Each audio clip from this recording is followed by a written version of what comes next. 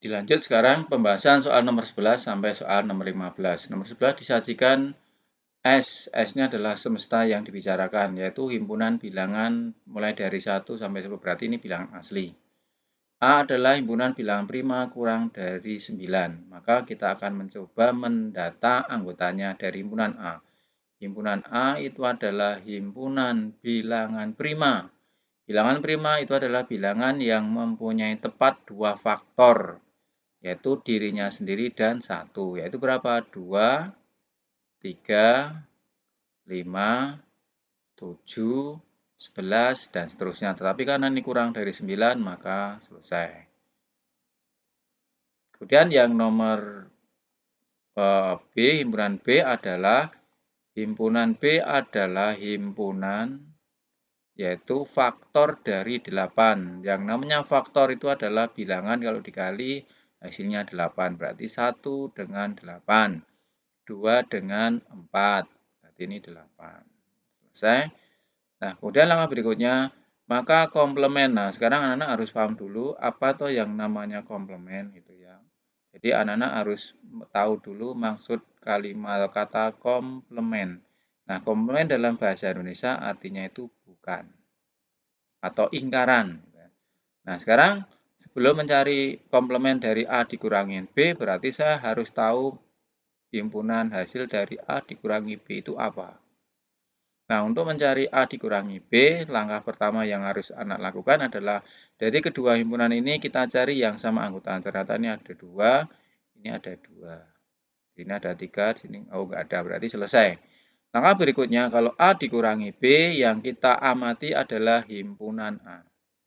Nah, ternyata dari himpunan A ini sisanya yang tidak bisa kasih tanda, ternyata berarti 3, 5, 7.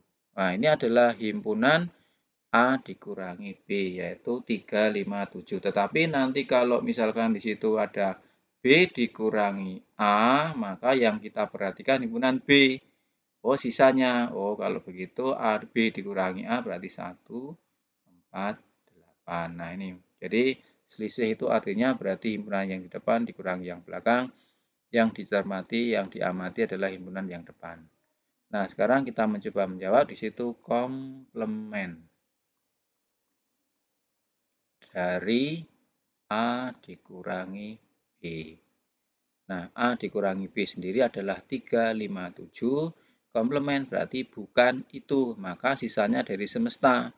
Berarti 1, 2, 4, 6, 7, 8, 9, terakhirnya semesta sampai 10.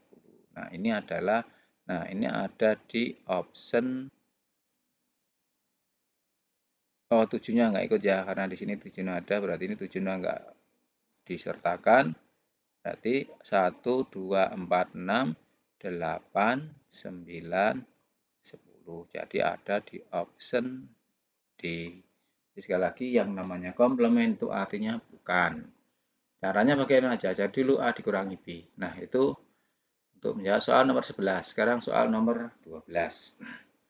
Ada segitiga ABC, di mana sudut C 3x dikurangi 15, sudut B 2x.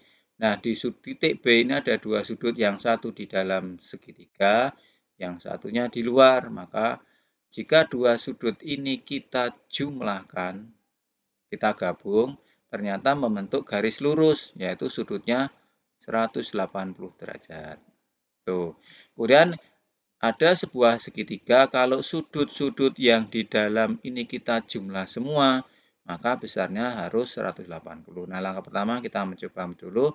2x ditambah 5x ditambah 5, hasilnya 180. Berarti 2 tambah 5, 7x sama dengan 180 kurangi 5. Maka ini 7x sama dengan 175. Maka di sini x sama dengan 175 dibagi 7, ada 25 derajat. Nah, sekarang kita coba mencari sudut-sudut yang ada di dalam segitiga ABC. Maka yang pertama kita cari sudut A CB, yaitu yang di atas itu 3X dikurangi 15. Maka muncul 3 dikali 25 dikurangi 15. 3 kali 25, 75 dikurangi 15, 60 derajat. Sekarang sudut A, B, C, yaitu 2X. Oh, kalau begitu ini 2 dikali 25. Ada berapa? 50. Nah, dua sudut di sebuah segitiga ABC, sudut C dan sudut B sudah tahu besarnya masing-masing 50 dan 60. Maka yang ditanya sudut BAC, berarti yang di sini. Berarti sudut BAC, sisanya dari 180, berarti 180 dikurangi 60, dikurangi 50 derajat. Oh, maka muncul ini 120 dikurangi 50. Berarti ada 70 derajat atau ada di option A. Nah, ini pembahasan soal nomor 12. Sekarang soal nomor 13. Ada sebuah lingkaran dengan pusatnya O. Dengan sudut ORS 35, maka besar sudut SPR. Nah, di dalam sebuah lingkaran, kalau kita bicara sudut, itu ada dua jenis sudut. Yang pertama, sudut pusat. Yang kedua, sudut keliling. Sudut pusat itu apa toh? Yaitu sudut yang titik sudutnya di pusat lingkaran. Nah, kebetulan ini adalah ROS. Ini namanya sudut pusat. Kemudian ada RPS. Ini sudut yang titik sudutnya di keliling lingkaran. Namanya sudut keliling. Sehingga di sini ada sudut SPR, ini namanya sudut keliling. Kemudian ada sudut ROS, ini namanya sudut pusat. Jadi ada sudut pusat, ada sudut keliling. Kemudian langkah berikutnya, dulu waktu di kelas 8 pernah belajar, yaitu hubungannya ada sudut pusat, ada sudut keliling. Sudut ROS menghadap busur RS. Sudut RPS menghadap busur yang sama. Nah, dulu waktu belajar di kelas 8, jika ada sudut pusat dan sudut keliling menghadap busur yang sama, maka sudut keliling itu besarnya separuhnya sudut pusat. Jadi di sini berlaku, oh kalau begitu sudut SPR itu besarnya separuh dari sudut pusat ROS. Mengapa? Karena sama-sama menghadap busur RS. Nah, sekarang langkah berikutnya, kita akan mencoba mencari satu-satu. Yang pertama diketahui sudut ROS, berarti di sini. Ini sudutnya 35. Kemudian di sini ada sebuah pusat lingkaran O. Kalau O adalah pusat lingkaran, maka OR ini jari-jari. OS ini juga jari-jari. Sehingga kedua jari-jarinya itu pasti panjangnya akan sama. Nah, ini sama. Sehingga segitiga OROS ini segitiga sama kaki. Nah, sifat dari segitiga sama kaki yang dulu kita pelajari waktu di kelas 7, selain mempunyai dua sisi yang sama, juga mempunyai dua sudut yang sama. Di mana? Yaitu di R sama di S. Ini juga 35. Oh, kalau begitu, sudut ROS itu sisanya dari 180 dikurangi 35, dikurangi 35. Karena besar sudut dalam sebuah segitiga kalau dijumlah 180. Maka ini jadi 110 derajat. Ini sudut ROS. Oh, kalau begitu, sudut SPR itu jadi setengahnya dari 110. Berarti setengah dikali 110 derajat. Berarti nilainya 55 derajat. Itu ada di option A. Jadi sekali lagi ini berkaitan dengan sudut yang terletak di dalam lingkaran. Itu ada dua, ada sudut pusat, ada sudut keliling. Sudut pusat adalah sudut yang titik sudutnya di pusat lingkaran. Sudut keliling adalah sudut yang terletak di sepanjang keliling lingkaran.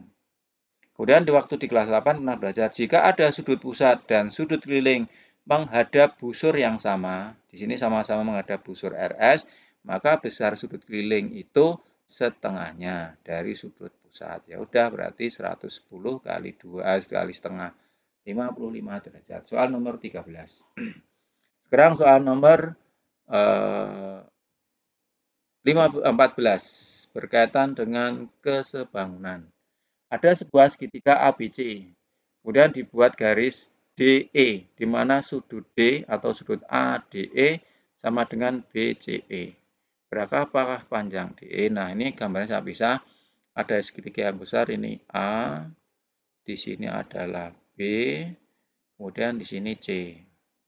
Yang satunya ini segitiga A, sudutnya A, yang di sini D, ini kemudian E.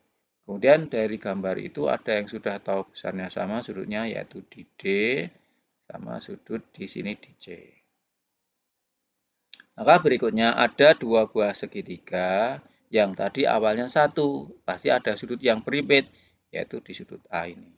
A-nya ini sama karena sama-sama titik A. Ada dua buah segitiga mempunyai dua sudut masing-masing sama, pasti segitiga itu mempunyai sudut ketiganya sama. Berarti sini berarti B itu sama dengan DE karena sudut ketiganya.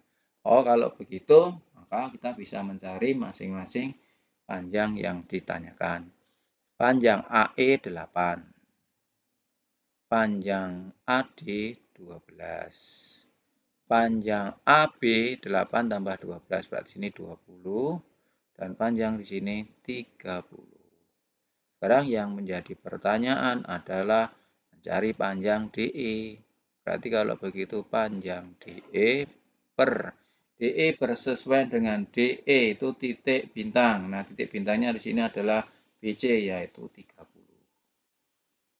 Sama dengan di sini saya ambil 8. 8 itu lengkung bintang. Di sini lengkung bintangnya 20. Ada pecahan sama dengan pecahan, cara penyelesaiannya dikalikan silang. Tapi sebelumnya ini disederhanakan kan boleh bisa.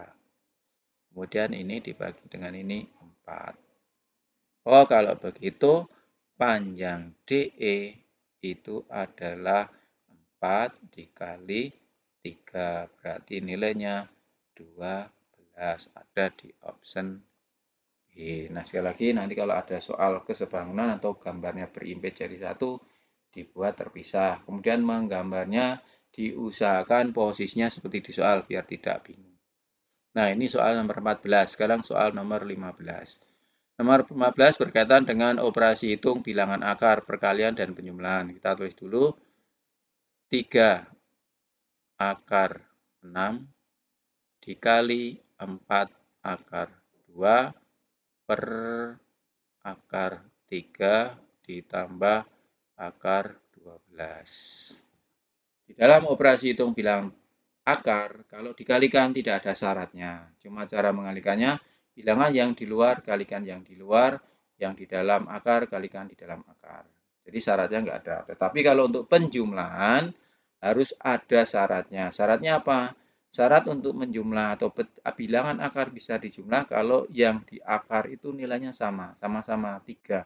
Nah, ini kan 3 ini 12, maka yang akar 12 itu saya rubah dulu. Akar 12 itu ternyata bisa dirubah dari 4 dikali 3. Nah, akar 4 nilainya 2. Akar 3. Oh, sehingga kalau begitu fungsinya atau soalnya ini jadi 3 akar 6 dikali 4 akar 12 per akar 3 ditambah 2 akar 3. Nah, sekarang kita selesaikan. Yang di pembilang di atas perkalian. Berarti 3 kali 4. 12. Akar 6 kali akar 2. Akar 12. Per. Ini kalau tidak ada angkanya bukan berarti 0. Tapi ini ada angka 1. 1 ditambah 2. 3. Akar 3-nya tidak bisa dijumlah. Tetap akar. Berarti hasilnya Akar 3 ditambah 2 akar 3, 3 akar 3. Langkah berikutnya, seperti operasi hitung pecahan biasa, yang bisa disederhanakan, kita sederhanakan. 12 dibagi 3, ini 4. 12 dibagi 3, ini juga 4. Berarti hasilnya 4 akar 4. Nah, di mana akar 4 sendiri itu 2, maka nilainya 8. Nah, itu soal nomor 15, jawabannya C. Nah, ini adalah pembahasan soal nomor 11 sampai soal 15. Nah, ini dilanjut pembahasan soal 16 sampai soal nomor 23.